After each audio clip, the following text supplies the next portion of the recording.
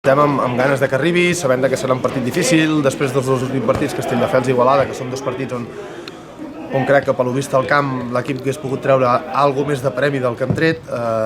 És un altre partit on tenim l'opció de realment intentar sumar els primers punts de la temporada, però sobretot des de la paciència, des de la calma, des de la tranquil·litat, des del no ficar-nos nerviosos, perquè al final si ens fiquem nerviosos el nostre joc se'n veu ressentit. Per tant, setmana on hem intentat rebaixar una mica la pressió, on hem intentat treure una mica de pes de la motxilla dels jugadors, fent-los veure que portem 3 setmanes, que els dos partits últims contra Castelldefels i Igualada, si realment haguéssim tingut un punt de sort o no haguéssim comès segons quins errors molt puntuals en segons quin moment, possiblement tindríem algun premi més. Per tant, seguir entrenant, seguir treballant, confiança, la il·lusió intacta, igual que el primer dia, i intentant el diumenge sumar els primers punts de la temporada.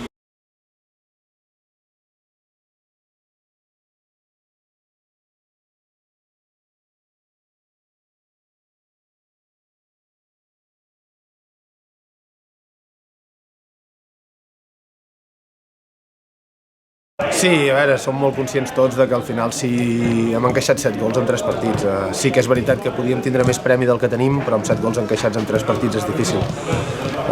Per tant, l'objectiu és clar, l'objectiu és intentar deixar una setmana a la porteria a 0 i veure realment si som capaços de fer algun golet que ens doni els 3 punts, però estem prioritzant ara mateix el no encaixar tant. Al final és molt difícil sumar punts quan encaixes 2 gols cada setmana. A la setmana que estàs fi en fas 3, molt bé, però tampoc és que tinguem un equip amb excessiu gol. Llavors, hem d'intentar que la nostra porteria blindar-la, que no ens arribin, que no ens facin tant de mal, i nosaltres intentar aprofitar la que tinguem. I evidentment el Sant Cristòbal és un equip que això ho fa molt bé.